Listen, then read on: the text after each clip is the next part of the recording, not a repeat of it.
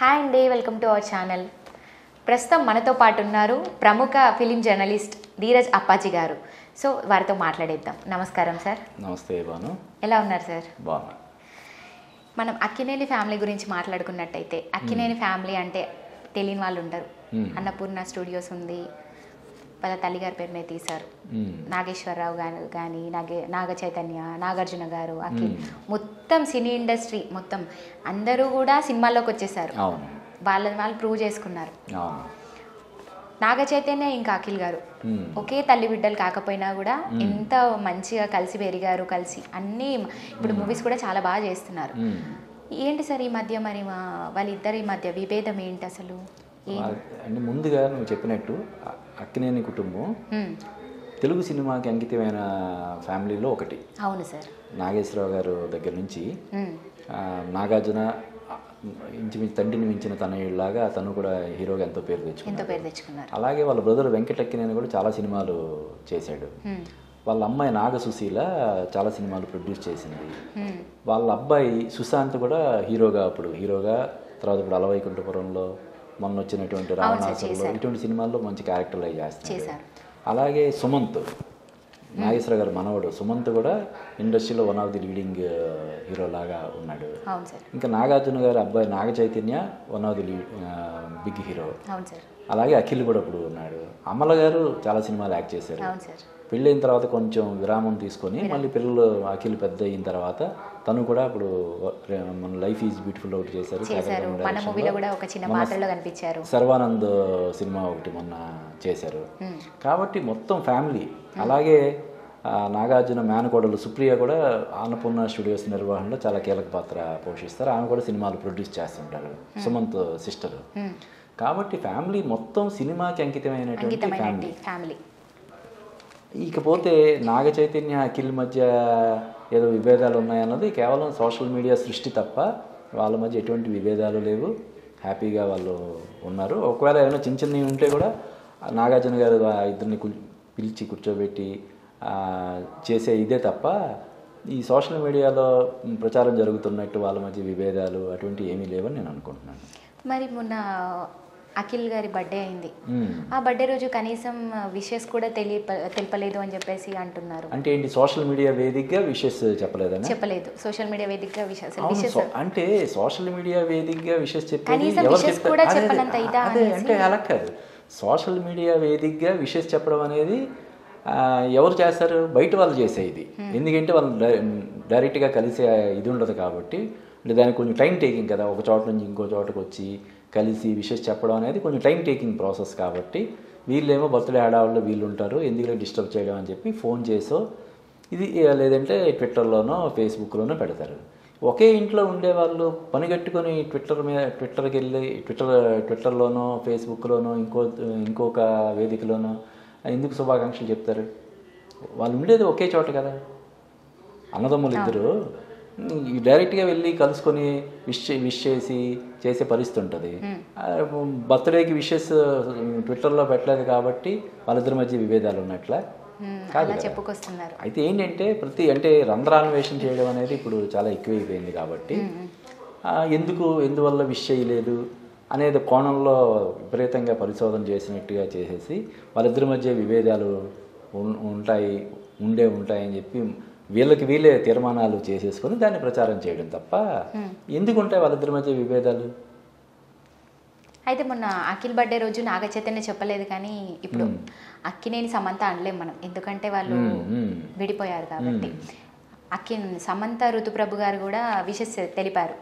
సమంత కూడా ఇప్పుడు ఆ కుటుంబంలో లేదు కదా. లేదు కాబట్టి తను ట్విట్టర్లోనో లేకపోతే ఇంకొక మాధ్యమంలోనో విషెస్ చెప్పి ఉంటుంది. సమంత ఇప్పుడు వాళ్ళ ఫ్యామిలీ మెంబర్ కాదు కదా. కాబట్టి సమంత చెప్పింది కానీ నాగ చైతన్య చెప్పలేదు కాబట్టి వాళ్ళిద్దరి మధ్య విభేదాలు ఉండి ఉంటాయని చెప్పి ఎలాగా మనం తీర్మానం చేసుకుంటాం? కరెక్ట్ కాదు కదా అది. అవును. సమంత గారి గురించి వీరి అక్కినేని కుటుంబంతో ఉన్న అనుబంధం గురించి మీ మాటలు ఏం చెప్తారు సార్? అంటే సమంత తనకి ఇద్దరు ప్రేమించుకున్నారు చాలా సంవత్సరాలు, తర్వాత పెళ్లి చేసుకున్నారు. పెళ్లి అయిన తర్వాత కూడా ఇద్దరు కలిసి మజిలీ అనే ఒక అద్భుతమైన సినిమా చేశారు. అది కూడా చాలా పెద్ద హిట్ అయింది. తర్వాత వాళ్ళిద్దరి మధ్య కొన్ని అభిప్రాయ భేదాలు వచ్చినాయి, హుందాగా విడిపోయారు. నాగ చైతన్య సమంత మీద ఆరోపణలు చేసిన ఇది లేదు. సమంత కూడా నాగ చైతన్య మీద కానీ అక్కినేని కుటుంబం గురించి కానీ బ్యాడ్గా మాట్లాడడం మనం చూడలేదు. వాళ్ళు చాలా హుందాగా విడిపోయి ఆయన సినిమాలు ఆయన చేసుకుంటున్నాడు, సమంత సినిమాలు తను చేసుకుంటుంది. కాబట్టి దాని గురించి మనం పనిగట్టుకొని కల్పించుకొని వ్యాఖ్యానాలు చేయడం కానీ లేదంటే ఇంకోటి చేయడం కానీ అవసరం లేదని నా అభిప్రాయం. అయితే సార్ సమంత గారి ఇన్స్టా అకౌంట్లో కూడా అసలు వీళ్ళు విడిపోయారు కాబట్టి అంటే ఇష్టం తన మీద ఇద్దరు అఫీషియల్గా విడిపోయారు. అయితే నాగ చైతన్య గారి ఫొటోస్ కానీ వారు ఏవైతే దిగి ఉంటారో అవి అన్నీ కూడా తీసేసింది, తన దాంట్లో నుంచి అన్నీ మొత్తం క్లియర్ చేసుకుంది. కానీ ఇంకా నాగ చైతన్య గారు అలానే ఉంచారంటున్నారు. మరి దీనికి మీరు ఇచ్చే అది వాళ్ళ వ్యక్తిగతమైనటువంటి విషయం. అది సర్లే ఎందుకులే పని కట్టుకొని డిలీట్ చేయడం అని చెప్పి నాగ చైతన్య అనుకోవచ్చు. ఈ అమ్మాయి ఎందుకు ఆల్రెడీ మనం విడిపోయాం కదా, దానికి సంబంధించిన ఫోటోలు అవి మనకు ఎందుకులే అని చెప్పి, అంటే అవి ఆ ఫోటోలు అవి చూసుకోవడం వల్ల మళ్ళీ తనకేదైనా కొంచెం మనసు బాధ అనిపిస్తుంది అన్న ఉద్దేశంతో డిలీట్ చేసి ఉండొచ్చు. కారణాలు మనకి కరెక్ట్ తెలియదు. కాబట్టి దాని గురించి పని కట్టుకుని నాగ చైతన్య డిలీట్ చేయకపోవడం అదొక పెద్ద అంశం కాదు. ఈ అమ్మాయి డిలీట్ చేయడం ప్రత్యేకంగా మనం చర్చించుకోదగ్గ విషయం కూడా కాదు. అక్కినేని ఫ్యామిలీ గురించి ఒక మాటలో ఏం చెప్తారు సార్? చెప్పాను కదా, ఇండస్ట్రీకి అంకితమైన కుటుంబాల్లో అక్కినేని ఫ్యామిలీ ఒకటి. వాళ్ళు ఎప్పుడు కూడా బాధ్యతగానే సినిమాలు అవి చేస్తుంటారు. అలాగే ఇప్పుడు మన అన్నపూర్ణ స్టూడియోస్, అన్నపూర్ణ 7 ఎకరాలని 2 స్టూడియోస్ ఉన్నాయి. మనం తెలుగులో వచ్చే సినిమాల్లో సగానికి పైగా సినిమాలు అక్కడ షూటింగ్ జరుపుకుని ఉంటాయి. అలాగే మనం టీవీల్లో చూసే చాలా రియాలిటీ షోస్ అక్కడ షూటింగ్ జరుపుకుని ఉంటాయి. కాబట్టి తెలుగు సినిమా రంగంతో విడదీయరాని అనుబంధం కలిగినటువంటి కుటుంబం అక్కినేని కుటుంబం. వాళ్ళ నుంచి ఇంకా చాలామంది ఆ ఫ్యామిలీ నుంచి ఇంకా చాలామంది హీరోలు రావచ్చు. ఆ సినిమాలు కూడా రెగ్యులర్గా వాళ్ళు తీస్తూనే ఉంటారు. కాబట్టి సినిమా రంగంతో విడదీయరానటువంటి అనుబంధం కలిగిన కుటుంబంగా మనం చెప్పచ్చు. అయితే సార్ ఈ మధ్య నెటిజన్లు ఇలా కూడా కామెంట్స్ చేస్తున్నారు, అఖిల్ నాగ చైతన్య ఇద్దరు కొడుకులు ఉన్నా కూడా ఇంకా లీడ్ క్యారెక్టర్స్ హీరోగానే చేస్తే మరి పిల్లలు ఎప్పుడు హీరోగా చేస్తారు? హీరోగా చేస్తున్నారు కానీ నువ్వు అంటే ఆ ఇద్దరు పిల్లలు హీరో లెవెల్కి ఎదిగినా కూడా ఇంకా నువ్వు హీరోగానే చేస్తున్నావు అనేసి కూడా కొంతమంది కామెంట్ చేస్తున్నారు.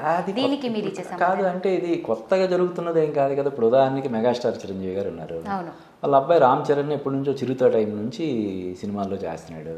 మరి ఆయన కూడా హీరోగా చేస్తూనే ఉన్నాడు కదా. మొన్న వాల్తేరు వేరే సినిమాలో కూడా హీరోగానే చేశారు. కాబట్టి కొడుకు హీరో అయ్యాడు కాబట్టి తండ్రి పాత్రలో లేకపోతే తాత పాత్రలో పోషించాలనే రూల్ ఏం లేదు.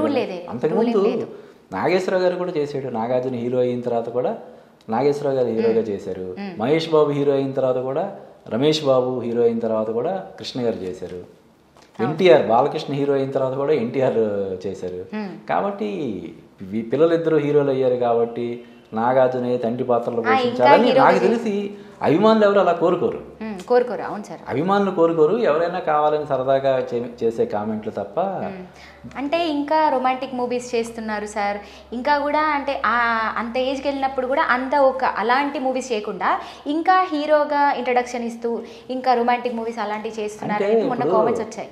ఎన్టీఆర్ వేటగాడు, అడవి రాముడు లాంటి సినిమాలు చేసేటప్పటికి ఆయన 60కి దగ్గరలో ఉన్నాడు ఆయన. మరి అందులో ముఖ్యంగా శ్రీదేవి యాక్ట్ చేసింది వేటగాడు సినిమాలో. అంతకుముందు బడిపంతుల సినిమాలో తనకి మనవరాలుగా యాక్ట్ చేసినటువంటి బాలనటిగా మనవరాలు, ఒక 5-6 సంవత్సరాలు ఉన్న అమ్మాయిగా నటించిన శ్రీదేవి, తన వయసు కూడా అంతే. ఆ తర్వాత వేటగాడి సినిమాలో ఎన్టీఆర్ తోటి ఆరేసుకుపోయి వారేసుకున్నావు అని చెప్పి ఒక అద్భుతమైన సాంగ్ చేశారు. మరి ఇప్పటికీ మర్చిపోలేని ఒక పాట. మరి ఎన్టీఆర్కి వర్తించింది. లేకపోతే ఇప్పుడు అమితాబ్ బచ్చన్ కూడా, అభిషేక్ బచ్చన్ హీరో అయిన తర్వాత కూడా అతను చేస్తున్నాడు కదా. అంటే కొన్ని వయసు రీత్యా ఇప్పుడు ఆయన 80స్కి దగ్గరలో ఉన్నాడు కాబట్టి అటువంటి క్యారెక్టర్లు చేస్తున్నాడు తప్ప. కాబట్టి నాగ చైతన్య, అఖిల్ కూడా హీరోలు అయిపోయారు కాబట్టి నాగార్జున రొమాంటిక్ క్యారెక్టర్స్ చేయకూడదని అనడమే దుర్మార్గం. అవును సార్, అది కరెక్ట్ కాదు. అంటే తండ్రి కొడుకుల్ని తొక్కేస్తున్నారు, ముందుకి రానివ్వట్లేదు అనేసి ఎందుకు కాదు. ఏ తండ్రి అయినా తన బిడ్డ తనను మించిపోవాలని కోరుకుంటాడు తప్ప, తండ్రిని మించిన తనయుడు కావాలని కోరుకుంటాడు తప్ప బాగా వెనకబడిపోయి ఉండాలి కొడుకులు, నేనే ఫామ్లో ఉండాలి, ఫైల్లో ఉండాలని ఏ తండ్రి కోరుకోడు. ఇప్పుడు నాగేశ్వరరావు గారు కూడా ఏం చేశాడు, తనకంటే తన బిడ్డ నాగార్జున పెద్ద హీరో అవ్వాలనే తను ప్రోత్సహించాడు. అవును. కాబట్టి నాగార్జున గారు కూడా ఇటు నాగ చైతన్య కానీ అఖిల్ కానీ తనకంటే పెద్ద హీరోలు కావాలి, తనను మించిపోవాలని కోరుకుంటాడు తప్ప వాళ్ళు కెరీర్లో వెనకబడి తనేమో దూసుకుపోవాలని కోరుకోరు కదా. ఎవరైనా అంతే. సో అదన్నమాట.